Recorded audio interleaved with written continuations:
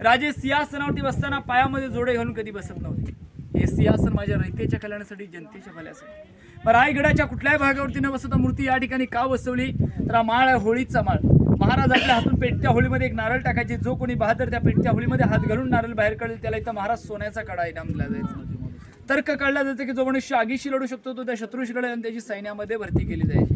तानाजी मालुसरे, जीवा महालेनी आणि छत्रपती श्री संभाजीराजे अवघे 9 वर्षाचे असताना पेटत्या होळीमधून हात घालून नारळ बाहेर काढला होता. समोर आहे ती लांबलचक बाजारपेठ. 800 फूट लांबी, 40 फूट रुंदी, 22 जुने 44 दुकानं, हाईट उंच पायऱ्या आतमध्ये याचा कारण की घोड्यावर बसून बाजार केला जायचा.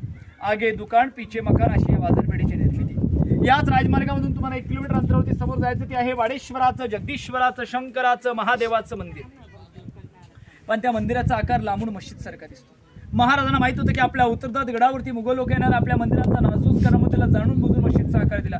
मुघल आले, मस्जिद वाटली, नमस पडले, निघून गेले. मग इंग्रजांच्या हमल्यातून मंदिर कसं काय वाचलं तर एकमेव वास्तू की ज्याच्यामध्ये लाकडाचा वापरच केला ना, आग लागायचा प्रश्नच नाही. त्यामुळे मंदिर आहे त्या स्थितीमध्ये पाहायला मिळतं. मंदिराच्या पुढे गेलो का एक पायरी लागते. पायरीवरती नाव कोरलंय सेवेचे ठाई तत्पर हिरोज इंदुरकर. गडाचे बांधकाम प्रमुख हिरोज इंदुरकर. 14 वर्ष लागली रायगड घडवायला, रायगड बांधायला, आणि त्याचे ते बांधकाम प्रमुख होते. 14 वर्ष महाराज इथं थांबले असतील का? नाही. महाराज मोहिमानवरती, महाराज आग्र्याच्या कैदेत अडकले.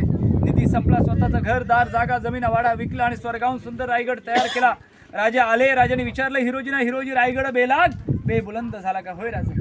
मग बोला काय इनाम पाहिजे तुम्हाला?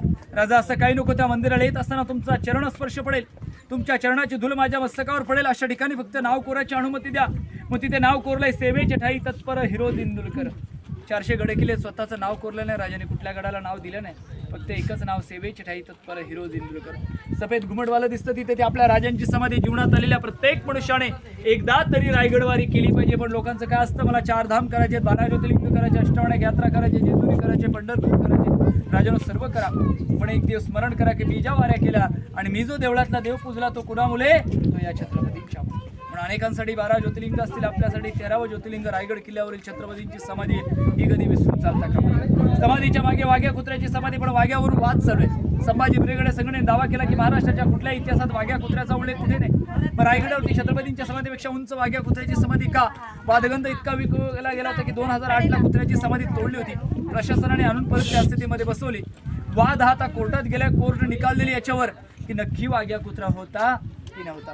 आपण एवढंच म्हणूया की अंधार झाला एक दिवा पाहिजे, अंधार झाला एक दिवा पाहिजे, या महाराष्ट्रालाच नव्हे तर अखंड हिंदुस्थानाला पुन्हा एकदा जिजाऊंचे शुभ पाहिजे. मला छत्रपती श्री शिवाजी महाराज की जय. आता जाऊन